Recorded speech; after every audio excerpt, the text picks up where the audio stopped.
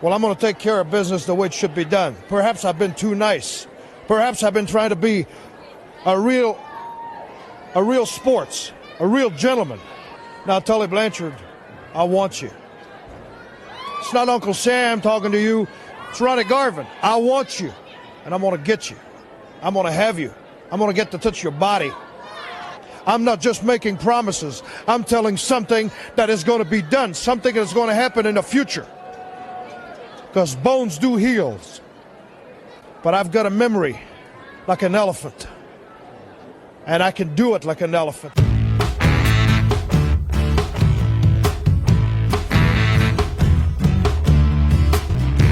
Gonna stick you in the eye with a foreign object.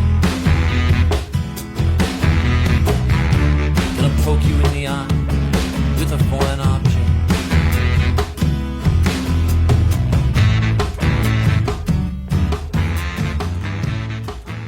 Hello, everybody, and welcome to the Blue Thunder Pod's Match of the Week. I'm your host, Billy Sullivan. With me, as always, the true Second City Saint, Frankie Ortega. What's up, Greg? This week, it was Frankie's turn to bring us a Match of the Week. And boy, it was sure something when I saw it come through on the text thread. But Frankie, I'll let you get into it. What was the match that you brought us this week, and why? So I chose Jeff Hardy versus The Undertaker in a ladder match for the undisputed WWE Championship in an episode of Raw in 2002. So I was fishing for a very specific type of match in the early 2000s in WWE. That match being a match that featured a top star and like a mid-level guy. I personally love this era in WWE, despite it being filled with like pretty bad angles.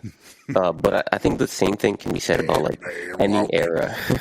I think the same thing can be said about any era in WWE. And the reason why I love this era in WWE was because of matchups like this. During this era, we still had most of the top guys from the Attitude Era, but we also had like a stacked roster with like some of the best like mid carders of all time. I think SmackDown 6 era, right? Yeah, we were about to get there. Yeah, like right into that. Yeah. Yeah.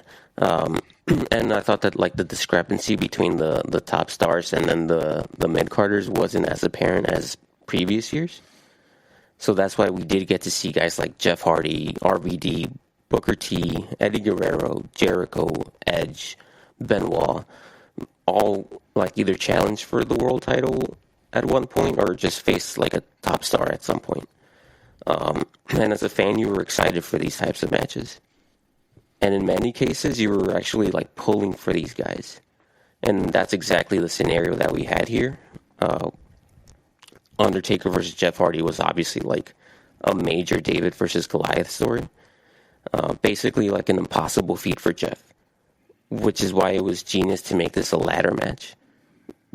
To like perhaps place a seed of hope like in the minds of the viewers. I think Goliath would have sold more for David. Yeah. and of course, like the ladder match ended up like it ends up making the match like special and memorable. Like the stipulation ends up kind of making the match. So because it's a ladder match, Jeff Hardy like 100% carries the entire match. The Undertaker doesn't do a whole lot. Like, in fact, he kind of looks like shit in many cases. No. The legendary Undertaker, the greatest pure striker in the history of pro wrestling. Believe it or not. Wow. I can't believe Jeff Hardy looked better than him in this match. But really all he had to do was just be there and like, play the part of, like, the intimidating vet, which he very much was at the time. He did, and he was. I'll give him that. That's really all he had to do. Because if you watch this match, he was kind of like, he was a little sloppy. He's always sloppy. and it was advertised as his first ever ladder match. Which Oh, wow. sometimes like WWE can like lie about that, but like They I do. feel like there's That's for weird. sure, That'd be weird if they lied about that. Like, that's a weird thing to lie about. I bet you that was his first, and that's crazy. That late in his And it career, looked it's like his it. first. Yeah. So the match itself starts off really good with Jeff outsmarting the Undertaker by like fucking around with his motorcycle on the outside and getting the Undertaker to exit the ring, and in return Jeff like slides back into the ring to gain that higher ground advantage. All of the best moments and spots come from Jeff Hardy like briefly gaining the upper hand and seeing how over he is with the crowd and hearing how badly the fans want to witness the title change. Most of the action that we see during the match, like I said, by no means make it like an incredible match to watch. It's the story that's being told that makes it special, and it's the way that they end the match that makes it memorable. So towards the end of the match, we see the Undertaker almost start to get desperate, and so he brings in a steel chair. But eventually, like Jeff grabs a hold of the chair, and he just like nails the Undertaker with like a couple unprotected chair shots to the head. They're tough to watch for people that are going to go check this out. It always, I mean, I enjoy this match, and I one of my favorite matches of all time, as I've talked about before, is Mike Awesome, Masato Tanaka. So I would be being two-faced if I said I can't watch unprotected chair shots, but it is tough to watch now, like because we just don't see it anymore. So when you see it, you're like, holy shit. Mm-hmm. But that the second that Hurricane Rana chair shot that Jeff Hardy does, it was one of the coolest spots. And I don't really remember it. And I was like, oh man, I'm surprised that didn't stand out in my memory because it was pretty awesome here. Yeah, and it's weird. I never noticed that they on their YouTube channel like somewhat censors the chair shots by like making it seem like it's like lagging or something. Yeah, I like, thought my computer was glitching at first. Like, yeah. So yeah, after he nails him with the chairs, this allows him to start climbing the ladder, and it's at this point that we get JR's famous like climb the ladder, kid, make yourself famous, and the crowd is just going absolutely apeshit. Like this was one of the best like race to the top of the ladder moments I've ever seen in a ladder match, especially when the Undertaker also like starts to climb the ladder. the two standouts for me, I'm just jumping in because you mentioned it there, is of this match were Jeff Hardy and JR. You forget how good JR was at this peak, and that just added so much to the come on kid, like he just gets so into it, and that moment you're talking about right there, like it added to the television experience too, because the crowd's popping like crazy, and then JR losing his goddamn mind, and then even the King was awesome because he was kind of like playing down everything that Jeff was doing. So, obviously being the heel commentator, cheering for the Undertaker, but at one point the Undertaker was being like too much of a bully. Even he was like, "Oh, calm down, Undertaker," or something. Yeah, I forgot how much of a heel the King was at that time. Over the years, he kind of morphed into, and I was never a big fan of his. I do agree he was good here, though. Over the years, he morphed into like a sentimental favorite of the crowd and stuff because he was around for a million years. But I forgot that like at this time and prior to this, he was just doing straight up heel commentary, and he like you said, he was doing that here. But he even put over the going too far part of it. That was good. Mm-hmm. So as we all know, though, Jeff Hardy does not win this match. The Undertaker, unfortunately, delivers like a shitty-looking choke slam off the top of the ladder and grabs the belt. What happens after the match is what solidified the star-making performance for Jeff Hardy, though. We see like a pissed-off Undertaker return to the ring after he notices that Jeff is attempting to get back on his feet, and so he gives him a last ride. Then as he's leaving once again, Jeff gets on the mic and tells him that he hasn't broken him. This kind of reminded me of like a Darby. That's like something that he would do. I like the way that generally I'm not a big Jeff Hardy on the mic guy, and I liked how real he sounded too when he was doing the "You Haven't Broken Me" thing. His voice was breaking, no pun intended, but his voice was breaking when he was saying it. Like he sounded like he was actually fucked up, like he had a broken rib or something. Yeah. So the Undertaker gets back in the ring, and just when it looks like he's about to finish him once and for all, he raises his hand in a sign of respect. So yeah, like the ending was just what makes this memorable, and this match was not only like a sign of good things to come for Jeff Hardy's singles career, it was also a sign of good things to come for certain mid-card talent during this era. And in the coming years, we did see guys like Eddie and Chris Benoit get their world title opportunities. And then one might say, like, yes, Frankie, like you figured out that mid-card talent eventually becomes top stars, but no, this is different. No, you're right. It was a different situation, and very specifically, like that mid card was all at one time, like ready to elevate, and you're like timing wise, super appropriate because like it'd be early because it was 2002, right? So like at the start of, and appropriate that it happened on SmackDown too, because like everybody that we would both want to mention as far as like that mid card, where exception of maybe Jericho, like we're all SmackDown people, primarily, I think.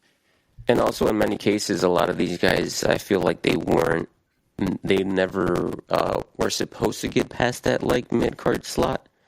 But because of opportunities like this, they proved that they were just as over and just as talented as the top stars. Jeff Hardy proved that he was more talented than The Undertaker. He proved that he was more over with the crowd at this point.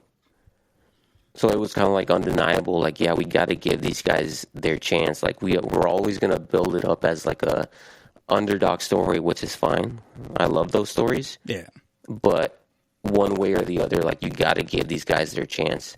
And like I said, this is different. Like these mid-card guys, they're different than like a mid-card Batista, a mid-card John Cena, because those guys, it's almost like they were destined to be a top star. Yeah, Roman Reigns picked ahead of time, like the chosen one. Mm-hmm. Yeah, I will say Batista. I think Batista, because like I remember at the time watching when my sister was the first one to catch it, and it was like, this guy has something special, and it was I don't think coming out of the gate like Leviathan or whatever. It was Leviathan, right? I think his like indie / developmental character. I don't think it was like with Cena where they saw him, or like with Roman where they saw him as absolutely the guy from then. Because they gave him, I mean, he was Deacon Batista, and I think he was on TV and stuff before, and he kind of made that for himself.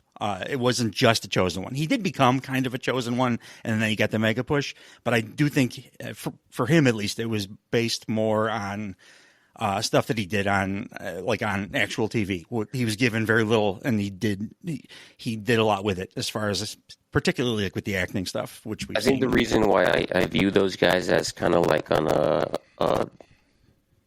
a star trajectory was because they always say like, they always had this class in OVW. Yeah. We had Batista, John Cena, Randy Orton, Brock Lesnar.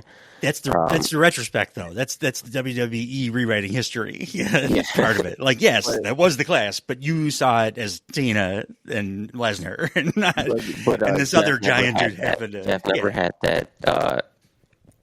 Benoit, like all these guys, a lot of those guys that were kind of like indie guys who made it big in WCW, and then they still like found a way to break through that mid card slot in WWE. Hardy started as straight up jobbers.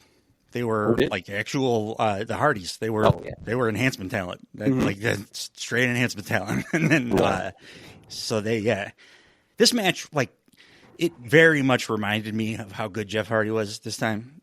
You forget sometimes because I get irritated with the Hardys on their podcast, and they're like what they have become over the years, and so you forget. That's what one of the great things about doing these Match of the Weeks is, like, you get reminded of stuff that maybe you forgot over the years when you're an old guy like me. And Jeff Hardy, I was never a huge Hardy's fan, and when I was kind of probably more of a Matt Hardy guy. But it was always super fun watching Jeff Hardy matches. I forgot though that he actually used to be pretty good at a lot of the stuff that I went away as he got older or whatever. And he had a lot of difficult times, and you change as a person and stuff. But like the thing you were talking about, like the fucking with the Undertaker at the start of this match by messing with his bike, or when he first came out and he was doing his ding ding ding ding thing, and he stopped and was like, ah, shit, because he looked at the Undertaker and saw this big giant guy. Well, so like the selling that those little things, he like old guy Jeff Hardy totally went away from that, stopped doing that kind of stuff altogether.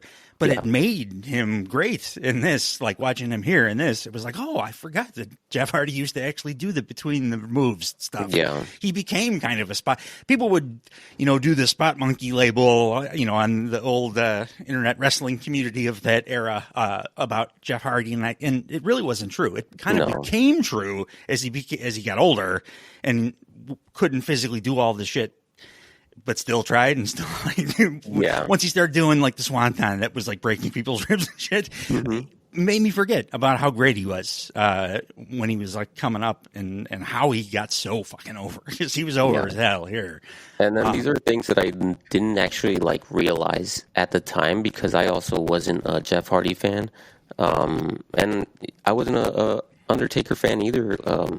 But I will say that this version of The Undertaker was my favorite, just because he actually did look like a badass biker, Like, I think this is probably the Undertaker at like his heaviest. He looked pretty damn big. He was big, and he could always move. I'll give him that. I'm not a fan of The Undertaker. Me neither. When I chose this match, I was just, like I said, I was looking for a very particular match just to prove a point about like the mid-card talent in this era.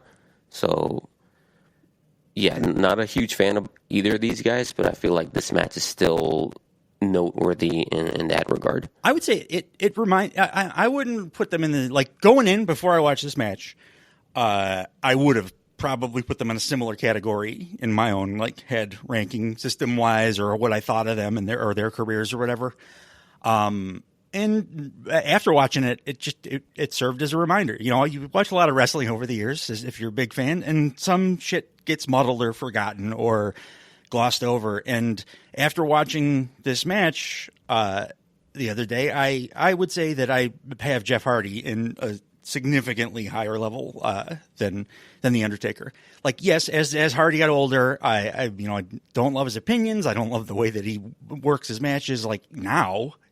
In 2025, but like this reminded me of how much better he was in his prime, and I just had forgotten, and a lot of the stuff that if you would have asked me before I rewatched this match, like, was Jeff Hardy ever good at the in between the moves stuff, at selling a story or whatever, I would have probably said no, he was always a spot monkey kind of dude or whatever, and he just absolutely was not here. He was great, I thought, in this match. I don't have much nice to say about The Undertaker here either. Yes, he was a big scary dude, and that was his job, and he did that. Towards the end of the match, after he takes that chair shot, the two chair shots, but after he takes the kind of cool chair spot that I was talking about, the Hurricane Rana thing, he still is selling. He's not selling like he's hurt. He's selling like he's a little bit sleepy.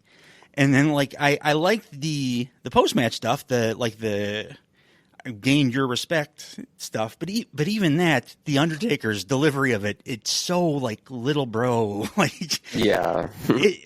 show respect too. Don't just say this kid, for a kid. No, for a kid, he's a badass. It kind of seemed like he was saying like, I gave you one, I'm never gonna do this again. Still kind of being like a narcissistic asshole. Yeah, and I would prefer you earned some respect here. Actually be like Undertaker, fuck this kid. I think it You works. can't though. put him down. I It think works because of Hardy, though. I think it works because of Hardy. Like he, at the end of the day, like he is a major heel. Yeah. So, and then like I was like 11, 12 during when this happened. For me, like it worked 100%. I was like, holy shit, the Undertaker like gave this guy, some respect. Like even if it's like a backhanded like comment or something, it worked for me. Again, it's perspectives being like age-wise. I was 22, and like every time I would turn fucking WWE on with my friends or my sister would watch with me, we would just shit on the Undertaker like nonstop. Big evil red devil. This guy fucking thinks he's the coolest thing ever. Even when he's a heel, he wants to be a badass and look cool. He's got to ride his motorcycle out, like even when he loses and shit. So like, so my perspective on him, it was skewed already. Like, or maybe not skewed. I think it was solidified already at that point. Like, so yeah. I'm never going to come. I don't think I'm ever going to come around on the Undertaker because I just think what I do about him. I don't think that opinion's ever going to change. Yeah. But I will say my opinion changed back to what it probably was, but in 2002 about Jeff Hardy here. I do like the story of the match too. I think you could have put any big monster and they would have done as good or a better job than Taker here. But Hardy was a standout, and the story of the match was awesome. And like you said, it was over like crazy. The crowd was going insane for it. And I like that perspective too of like sign of things to come. With that, like it's WWE, so it's not smaller guys, but like smaller than what they had been comfortable pushing until that point was about. Several of those guys were about to break through and get world title runs. I don't think they still were weird about putting the WWE title or the Raw title basically on any of those guys. You had to be 6'3", like basically, or bigger to wear it on Raw. I still don't know why. It was just a weird behavior. SmackDown was a bigger show at the time too, so it was strange. But when you think about like 1998, like it was the same rotation of like championship matches over and five over. Guys. Yeah. The only underdog that wasn't like in the mix was Mick Foley, and he was not a mid-carder. He was the top star. Yeah, I mean he was like when he first won that world title, it was still maybe the biggest pop of all time, the Stone Cold Glass Shatters. At that time, like he was a mid-carder or lower. He was like a lackey kind of thing. He definitely had the respect of like the hardcore fans, and much of the WWE fan base at that time was like, he's the man. Like, even though he's not in that place on the card, he's the man. So that's why the place, roof blew off the place when he won the title. And then after that, subsequently, he was like in that rotation of like every main event of every pay-per-view and stuff. But up until then, he was like, he hadn't been elevated to that point. It took a while. But then they added him in, but you're right. Like they added him in, and it was the last guy that was added to that like 5-man rotation of these are the guys that are going to be on every paper, like The Rock, Stone Cold, Big Show, Triple H, and Mick Foley. And that's it. Like that's every show. Like Val Venus versus The Rock for the title on Raw, like. People would be like, "What the fuck is this?" Every time, yeah. Every time they try to elevate somebody, in that Raw rotation, it would be like, "You're not really elevating." Like nobody believes that you're going to beat the fucking Rock or Stone Cold or whatever, like or Triple H, God forbid. Nobody beats the game. That's all I got on this match. It was a good choice. Like. For your own, personal wrestling history, that's kind of cool. I like that. I liked your perspective there. But for me, as a person that you reintroduced the match to, it definitely, like I said, changed my perspective on Jeff Hardy. Nothing's going to change my perspective on old Mark, particularly the big evil red devil version. But it was super fun listening to JR in his prime here again, and seeing Jeff Hardy, like, you know, selling like the stuff we were talking about when we went, you know, yesterday, the selling, not necessarily selling like you would mean in the ring. Not selling a move as much as selling a fear or behavior or, you know, acting essentially. I forgot that he was as good as he was here. And it, you know, changes my vision of the guy as his, like, the totality of his career. It reminds me of what the dude was in his prime. So now that you're a Jeff Hardy fan, can I see some glow in the dark face paint for our next episode? No, but I will wear like stockings on my arms. Ooh, there was one spot I did want to mention. I forgot. I didn't see it in here. Or two things. One, I'll bitch about Taker again. You fucking go through that match. I know that you're the badass, whatever, but you don't have to put the belt around your neck, Mr. Cool Guy. You just took 3 chair shots, like in a ladder match. You could pretend you're like a little bit hurt, okay? You don't have to put the belt around your neck. I'm still the coolest guy in the room. But the spots where Jeff Hardy, I just wanted to mention because I don't think I've seen it since. He had the ladder it was like perched up on the second rope, like leaning on the second rope from inside the ring, and the Undertaker was outside of the ring, and Hardy ran and jumped on the ladder using it because it was suspended on the rope. It had a trampoline effect, and he jumped, and it was cool as hell. I can't even believe that works. I couldn't. I went back and rewatched it because I'm like, how that can't work? Like, it didn't make sense. That's probably why nobody's ever done it again. Because it was just like half luck and half skill. But but it looked incredible here. I think JR the King said it looked like a diving board. Yeah, and really you watch Kevin Owens these days, for instance, in like a ladder match, and you think that guy does everything that anybody's ever done in a ladder match. He's done it, but I don't think even he could do that. Like, that's something I've never seen anybody else even attempt. Yeah, and he pulled it off perfectly. It looked great. Yeah, for sure. So thank you for bringing this match back to me. I appreciate it as much as it pains me to ever have to watch me, Mark Callis, do anything. It was definitely offset by Jeff Hardy's performance here, and just how fun it was to be reintroduced to this era and this time in WWE. So thank you, guys. Thanks for joining us for Match of the Week this week. We'll be back again next week with. Do you want to do 2 weeks in a row? Because I did 2, or I'm happy to bring. I have a roll call of 1,000 matches I can bring. So go for it. All right, so we'll be back to me for Match of the Week next week. So you guys are probably going to get a little bit more wrestling history, if I'm honest. It's kind of my thing. And hope you guys join us for that. As always, thanks for listening. Hope you guys continue to do so, because boy, oh boy, do we love pro wrestling. Thanks, guys. See you guys. He's simply ravishing.